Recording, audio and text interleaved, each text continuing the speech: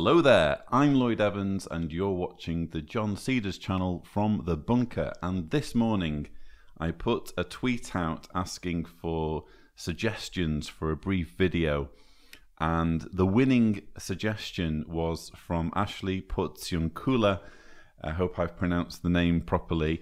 Ashley said, have you done anything about the requirement for JW women to wear head coverings?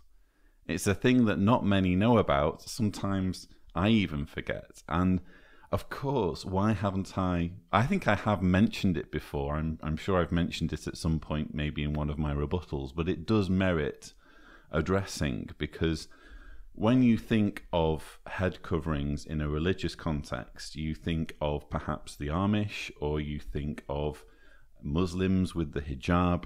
You don't necessarily think of Jehovah's Witnesses, but it is true that Jehovah's Witnesses encourage women under certain circumstances to wear head coverings, and this advice can be found, well, actually you can find it very easily just by typing into Google head coverings jw.org. You should find that an article on the subject pops up directly on the website. So it's not something that they are, trying to conceal from people or anything, but it's certainly not something that they are necessarily jumping up and down about, or trying to promote the fact that they encourage women to do this.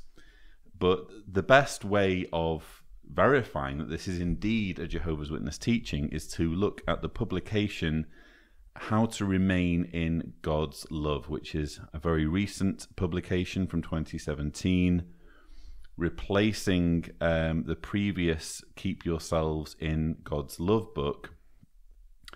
And on pages 243, 244 in the end notes, under number 15, there is a brief paragraph, head covering, where it says, there may be times when a sister is asked to do something in the congregation that is normally done by a brother.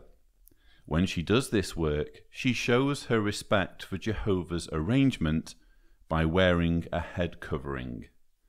But the need to cover her head applies only in certain situations. For example, a sister would wear something to cover her head if she conducts a Bible study when her husband or a baptized brother is present. And it quotes there a verse in 1 Corinthians, which I hope, if you don't mind, I will come back to later, because it is interesting. But this scenario of conducting a Bible study, I guess that's when I'm most familiar from my recollections as a witness with this strange phenomenon of being in the preaching work and maybe going on a Bible study. I remember once I was doing pioneering with a sister I fancied, frankly, and she was calling on one of her Bible studies, and she said, oh, actually, Lloyd, I need to put a head covering on because you're baptized and we're visiting one of my Bible studies, and we might have a Bible study on the doorstep, because doorstep Bible studies were a thing back then. I'm not sure whether they still are. So we did this Bible study on the doorstep, and sure enough, I think she put a hat on or something. But it didn't come up too frequently, that situation. But it is a thing, and this brief paragraph on head coverings refers to another paragraph in the same publication, which supposedly sheds more light on this. And I looked up the paragraph in question. This is still in the book How to Remain in God's Love. It's frankly just a rewording of the endnotes. It's just a reorganization of the sentences almost. So it says, sometimes there may not be any elders or ministerial servants available to handle an assignment in the congregation. Other baptized brothers can usually help, but if none are available, a sister may need to do a task that would usually be done by a baptized brother. If that is the case, she would wear something to cover her head, perhaps a scarf or a hat. In this way, she shows that she respects Jehovah's arrangement of headship, both in the family and in the congregation. So again, not much different from the previous paragraph, but here it's talking about tasks in a congregation, and it's saying that if there's no one available who has a penis, basically, and in an emergency situation, the sisters need to be called upon, they need to wear a head covering. And again, it alludes to 1 Corinthians chapter 11, which again we will come to later. But I thought it would be interesting to go to the previous publication, Keep Yourselves in God's Love, which has a slightly more extensive material on this, although nothing that really sheds too much more light on this. But there was a really interesting part, which I'm going to read to you, pages 209 and 210, where it says, unless she gives due recognition to her husband's authority, talking here of a Jehovah's Witness wife, she would shame her husband if she handled responsibilities that Jehovah assigned to him. For example, if it became necessary for her to conduct a Bible study in her husband's presence, she would acknowledge his authority by wearing a head covering. She would do so whether he is baptized or not, since he is the head of the family. So it's not even a question of simply it being about believing males. If you are a wife and your husband isn't a Jehovah's Witness, you still have to think about this. And you'll see that I've highlighted there the footnote where it says a Christian wife would not normally pray aloud in the presence of her believing husband except in unusual circumstances, such as if he has been rendered mute by an illness. So, that had me scratching my head, because I was thinking, surely in all of our family worship sessions, growing up as a witness when I was little, surely at one point Mum said a prayer or was asked to say a prayer by my dad. And I can't, maybe she did, but I can't really remember that happening. It's just such an odd thing that women are, well, they're denigrated in this way by having to basically humiliate themselves or do something that is a sign of humiliation. And even then, there are circumstances where, well, we know that they can't give talks, for example, in kingdom halls, but it's saying here, not even offer a prayer out loud in a family setting. It just seems so over the top when you wake up and kind of look back on the whole thing. I also want to show you more from the God's Love book. This is pages 211 to 12, where it says, now the angels may see instances when a Christian woman is more experienced, more knowledgeable, and more intelligent than a baptized male in the congregation. Yet she readily shows her submission to his authority. In some cases, the woman is an anointed Christian who will later become one of Christ's joint heirs. Such a woman will eventually serve in a position even higher than that enjoyed by angels and rule with Christ in heaven. What a fine example for the angels to observe now. Really, what a privilege all sisters have to demonstrate humble obedience through their loyal and submissive conduct in the sight of millions of faithful angels. And you will understand when I read the verse in 1 Corinthians why it's talking about angels. But again, what odd thinking. I mean, one of the things that really puzzled me as a believer was the fact that women are not allowed to speak up. Well, they are obviously allowed to give comments at the meeting, but they can't give talks. The only time they're allowed on the platform is under the direction of a man, usually to give an experience or to give a demonstration of how to conduct themselves in the preaching work. That's the only arrangement, that's the only way that they can even be on the platform.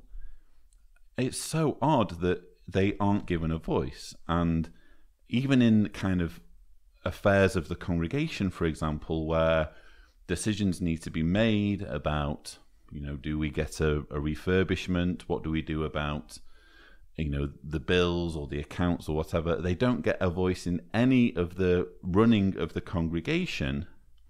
But in the case of a Jehovah's Witness woman who happens to consider herself as being one of the anointed, who believes that she is one of the 144,000 who go to heaven and don't live on the earth after Armageddon has wiped the population, she's in a really strange situation of not having a voice in such menial affairs as what happens in her congregation. But in the future, she believes that she's going to be in heaven ruling over the earth with Jesus. But she doesn't have a voice in the congregation before Armageddon. It's a really odd state of affairs. But I promised I would read to you from 1 Corinthians, which is the verse that keeps popping up when they're justifying these rules on women covering their heads. It's a really fascinating verse to read in the 21st century when, women are no longer chattel and, have equality or should have equality alongside men. You read from verse 4 of 1 Corinthians 11, it says, "Every man who prays or prophesies with something on his head shames his head, but every woman who prays or prophesies with her head uncovered shames her head, for it is one and the same as if she were a woman with a shaved head." Paul apparently fixated with how one's follicles are arranged. For if a woman does not cover herself, she should have her hair cut off. But if it is disgraceful for a woman to have her hair cut off or shaved, she should be covered. It goes on to say, "For a man should not have his head covered, as he is God's image and glory, but the woman is man's glory. For man did not come from woman, but woman came from man. And what is more, man was not created for the sake of the woman, but woman for the sake of the man. That is why the woman ought to have a sign of authority on her head, because of the angels." So it's all because of the angels. If you remember earlier, we wouldn't want to put on a bad show for those watching on from the heavens, because after all, they have a perfect view of what is or isn't on our heads, and it's something that would greatly offend them if women were to do manly things or things that only men are allowed to do without a head covering. But what astonishing rhetoric about women. And it's difficult not to deviate into my atheism here. I have done videos before on what I think about the Bible, but how do you get past this overt sexism by the Apostle Paul? I was reading these words aloud to Deanna earlier, and where it says, "For man did not come from woman, but woman came from man." And she said, "I'm pretty sure every man comes from a woman." It's clearly alluding to the myth of the Garden of Eden. We now know that man didn't suddenly pop into existence 6,000 years ago in a garden with a talking snake. We now know that man has been around for hundreds of thousands of years. But aside from that, what you have here in whoever wrote this, and you could argue whether it was Paul or whether these are verses that someone else added on. That's one of the confusing things about the New Testament, is no one's really sure exactly who wrote what. But let's say it is Paul who wrote this. Here is a man who genuinely feels that women are inferior and is coming up with almost any reason to justify this pre-existing assumption, including coming up with ridiculous stipulations about what a woman, about how a woman may or may not, I don't know, have her head arranged or have her dress and clothing arranged. It's clearly written by a backwards or an ignorant man living in a time where women were chattel, were treated as being a commodity owned by men, and who would go around having to, essentially as we see in the Muslim world, having to basically cover themselves up because they were a man's property. And if they weren't covered up, it would be interpreted as them displaying themselves to everyone or trying to attract another male. That seems to be what this is about here. And again, Paul has tried to come up with a reason, a theological reason, why it's also wrong for a woman to not have her head covered doing, religious activities. And it all has to do apparently with, well, man did not come from woman, but the woman came from the man. And also, and think about the angels as well. We don't want the angels to be offended because they're looking down and they can see whether your head is covered or uncovered or shaved or unshaved. It's astonishing, isn't it? And again, I really am not interested in offending religious people here.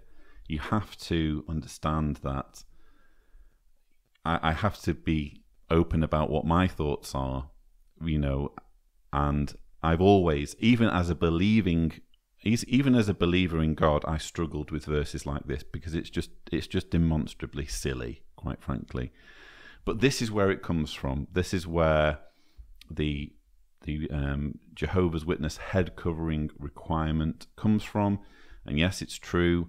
It is required in certain circumstances for Jehovah's Witness women to wear head coverings.